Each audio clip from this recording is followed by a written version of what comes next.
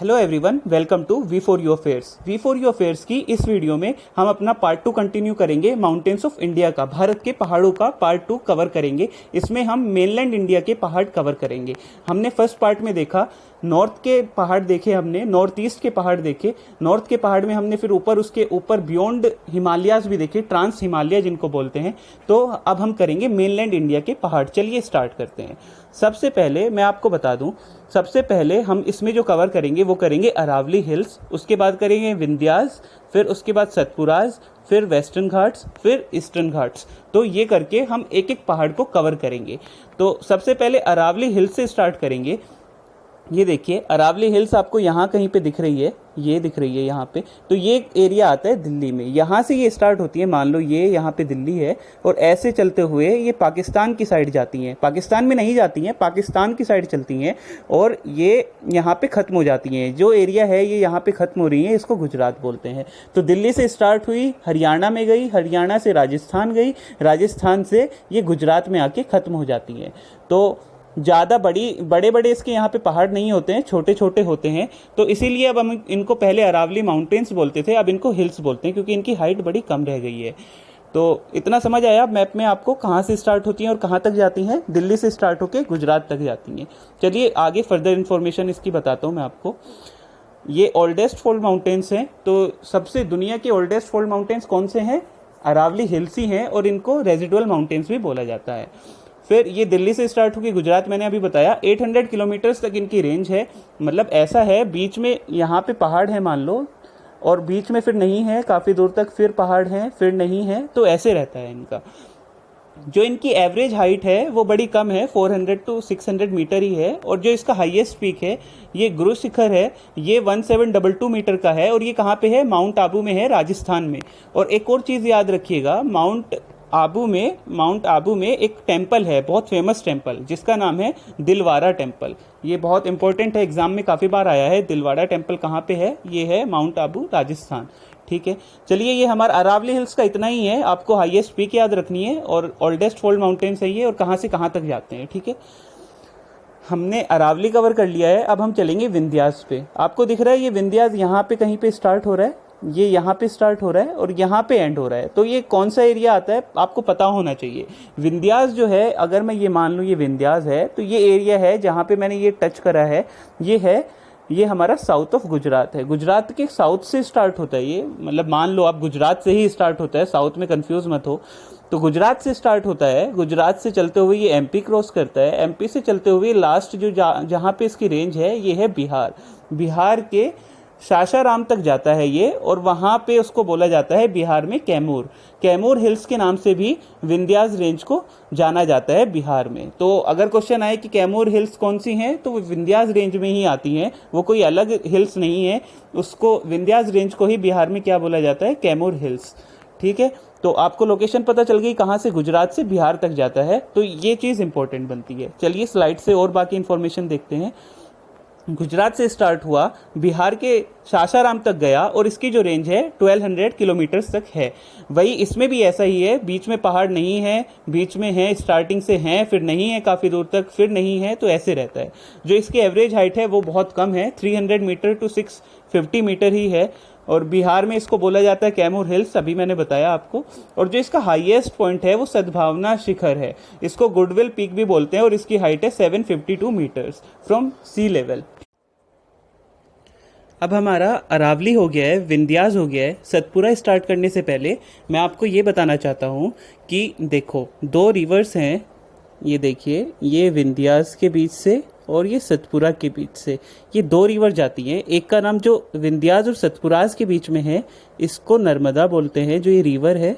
और जो इसके नीचे है, सतपुरा के नीचे, इसको बोलते हैं तापी। ठीक है, ये 2 रिवर्स हैं। ये कहाँ पे फ्लो करती हैं? ये वेस्ट फ्लोइंग रिवर्स हैं। और ये कहाँ पे जाके मिल जाती हैं? अरेबियन सी में जाके मिल जाती हैं। ठीक है, इतना क्लियर है। तो ये चीज़ एडिशनल मैं आपको बता रहा हूँ। ये जो 2 रिवर्स हैं, ये एक तो नर्मदा है, ये दोनों विंध्यास और सतपुरा के बीच से जाके निकलती हैं, और सतपुरा से नीचे स्टार्ट होती है तापी रिवर। ठीक है, तो ये वेस्ट फ्लोइंग रिवर्स हैं।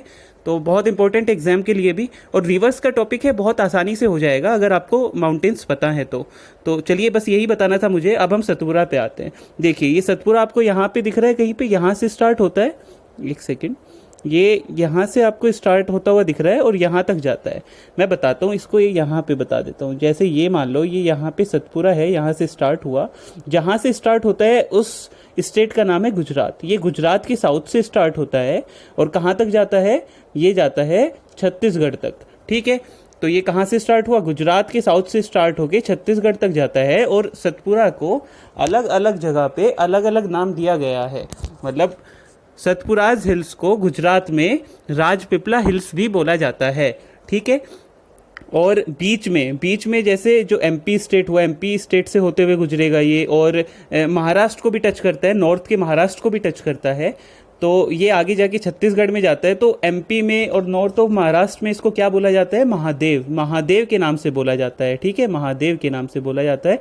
और जब छत्तीसगढ़ में चला जाता है तो इसी को छत्तीसगढ़ में क्या बोला जाता है, मैकाल। ठीक है, यहाँ पे क्या छत्तीसगढ़ में मैकाल बोला जाता है। गुजरात में, रिपीट करता हूँ मैं एक बार, गुजरात में राजपीपला, एमपी में और नॉर्थ महाराष्ट्र में बोलते हैं इसको महादेव, और छत्तीसगढ़ में बोला जाता है इसको मैकाल। ठीक है, चलिए अब स्टार्ट करते हैं, इसके बारे में पढ़ लेते हैं थोड़ा।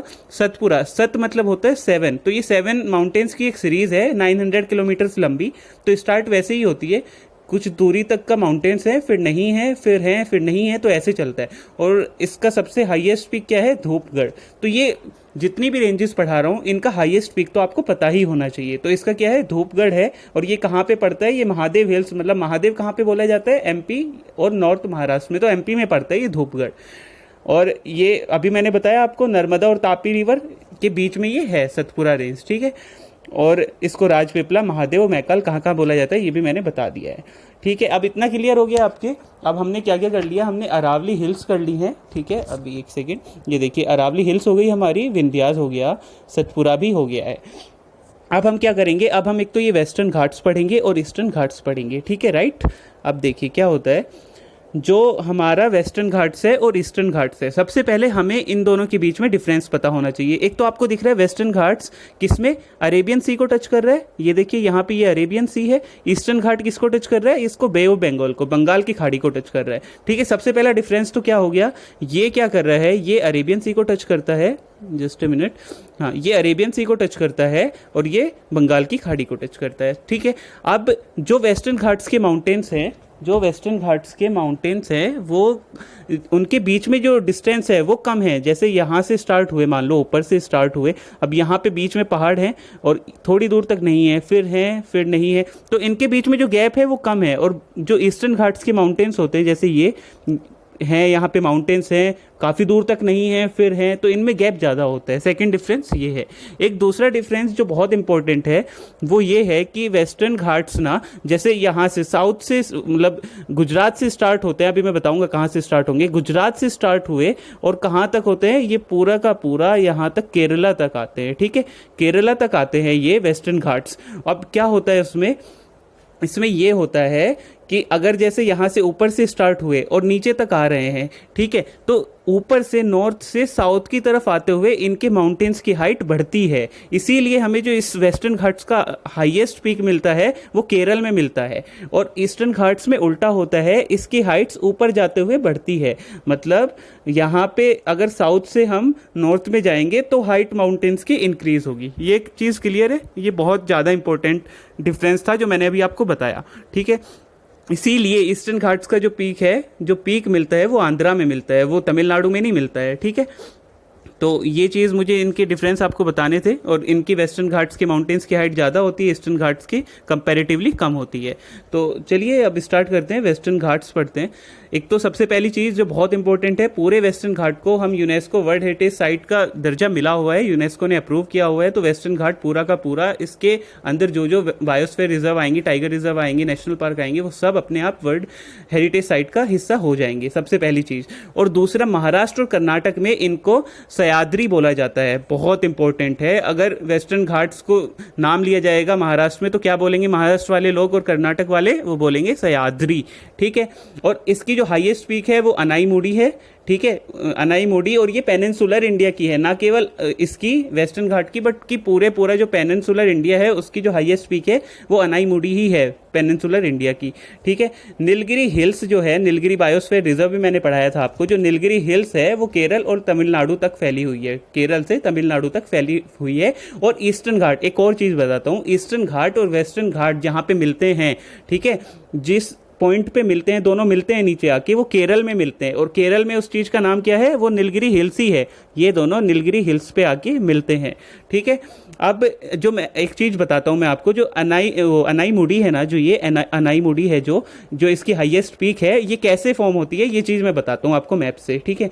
ये देखिए, ये मैप दिख रहा है आपको, ये मैप दिख रहा है आपको, यहाँ पे कहीं पे अनाईमुडी है, ठीक है। अब नीचे से कौन सी हिल्स आ रही है, ये इलायची वाली हिल्स आ रही है, इनको बोलते हैं कार्डेमम। ये आपको दिख रहा है मैप में, ये कार्डेमम हिल्स आ रही है, यहाँ पे एक नोट बनाती है, जैसे पामीर नोट था ना उसका मैंने बताया था, ऐसे ही यहाँ पे भी एक नोट बनता है जहाँ पे अनाईमुडी फॉर्म होता है। तो ये अनाईमुडी के लिए एक तो कार्डेमम हिल्स ये नीचे से आ रही है, ऊपर से कौन सी आएंगी, अनामलाई, ये ऊपर से आएंगी, हैं केरला में ही, कार्डेमम हिल्स भी यहीं पे हैं और ये भी यहीं पे हैं, जो ऊपर से अनामलाई आ रही है। और यहाँ से कौन सी आएगी, यहाँ से आएगी पालनी, ठीक है, पालनी आएगी, ये भी वेस्टर्न घाट्स का ही पार्ट है बट आती तमिलनाडु से है। तो यहाँ पे एक नोट बन जाता है और इसी को बोलते हैं अनाईमुडी, ठीक है, अनाईमुडी जो इसकी हाईएस्ट पीक है।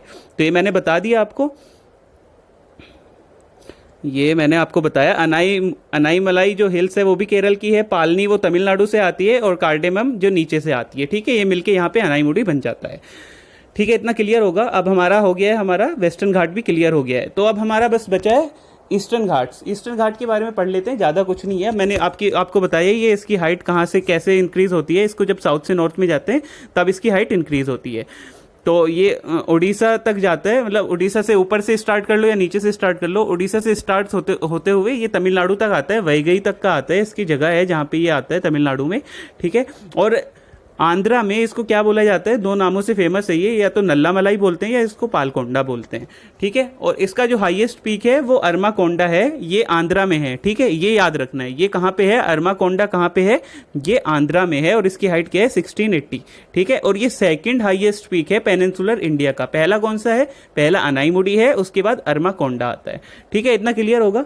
तो ये ईस्टर्न घाट हमारा क्लियर हो गया। अब मैंने कंपाइलेशन करके आपके लिए लेके आया हूं कि हर एक रेंज जितनी हमने पढ़ी है, फर्स्ट वीडियो जो आपने देखी होगी और उसके बाद जो सेकंड वीडियो है, तो इनके जो हमने हाईएस्ट पीक देखे हैं उनकी मैंने एक लिस्ट तैयार कर दी, क्योंकि ये एग्जाम रेस्पेक्ट से तो बहुत ज़्यादा इंपॉर्टेंट है। तो एग्जाम के पॉइंट ऑफ व्यू से बहुत ज़्यादा इंपॉर्टेंट रहती है। तो एक बार देख लीजिए इनके नाम क्या क्या हैं। काराकोरम रेंज हमने सबसे पहले पढ़ी थी, तो इसका हाईएस्ट पीक है K2, जिसको गॉडविन ऑस्टिन भी बोलते हैं। फिर उसके बाद लद्दाख का है स्कॉट कांगड़ी, कैलाश का है माउंट कैलाश, हिमालयाज का है माउंट एवरेस्ट। अगर नेपाल में या पूरा अगर ऐसे पूछा जाए हिमालय का सबसे हाईएस्ट पीक कौन सा है, तो माउंट एवरेस्ट बोलेंगे। अगर पूछा जाए हिमालयाज में इंडिया का हाईएस्ट पीक कौन सा है, तो कंचनजंगा की बात करेंगे, ठीक है। अरावली रेंज में गुरु शिखर है, विंध्यास रेंज में सद्भावना है, और सतपुड़ा में धूपगढ़ है, वेस्टर्न घाट्स में अनाईमुडी है, और ईस्टर्न घाट्स में अरमाकोंडा है, ठीक है। तो ये आपकी हाईएस्ट पीक आपको याद रखनी थी। ये हमारा टॉपिक पूरा हो गया है। हमने एक एक माउंटेन को बहुत अच्छे से पढ़ा है, हमने उनकी फॉर्मेशन देखी है, फिर हमने ट्रांस हिमालयाज किया है, फिर हिमालयाज किया है, ग्रेट हिमालयाज किया है, फिर हमने मिडल किया है, फिर हमने आउटर भी किया है, नॉर्थ ईस्ट की हिल्स भी देखी हमने, फिर हमने अरावली भी किया, फिर हमने सतपुड़ा विंध्यास, ठीक है, सतपुड़ा विंध्यास करा, फिर उसके बाद हमने ईस्टर्न वेस्टर्न घाट्स भी करे। तो हमने बहुत अच्छे से चीज़ें कवर करी हैं। लास्ट में मैंने आपको कंपाइलेशन भी दिया हाईएस्ट पीक्स जो हैं। तो उम्मीद करता हूँ आपको सेशन अच्छा लगा होगा, और अगर आपको अच्छा लगा तो कमेंट करिए, शेयर करिए, लाइक करिए एंड सब्सक्राइब करिए। तब तक के लिए नेक्स्ट वीडियो में मिलते हैं, बाय।